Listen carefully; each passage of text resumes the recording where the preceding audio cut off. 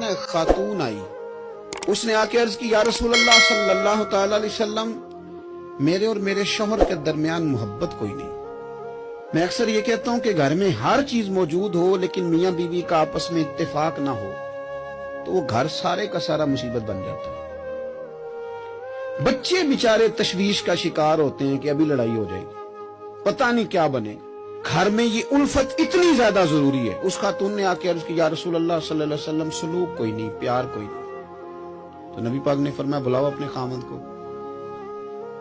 وہ خامند آ گئے. حضور نے نا دونوں میاں بیوی کا سر جوڑ کے دعا مانگی, اللہ ان کے درمیان محبت پیدا کر دے, اللہ ان کے درمیان محبت پیدا کر دے, محبت پیدا کر دے نا ان کے درمیان. حضور نے دعا کر دی, وہ چلے گئے.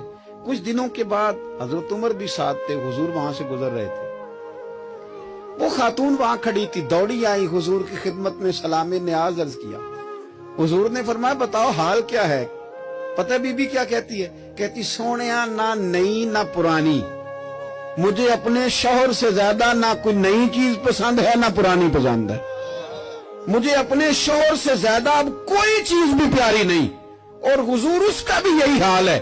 بی بی نے بات سنائی تو جواب میں حضور کیا فرمانے لگے؟ حضور فرمانے لگے میں گواہی دیتا ہوں کہ میں اللہ کا سچا رسول ہوں, میں گواہی دیتا ہوں کہ میں اللہ کا سچا رسول ہوں. تو حضرت عمر بھی قریب کھڑے تھے, وہ کہنے لگے حضور اشہد انک رسول اللہ, میں بھی تو گواہی دیتا ہوں نا آپ اللہ کے سچے رسول ہیں.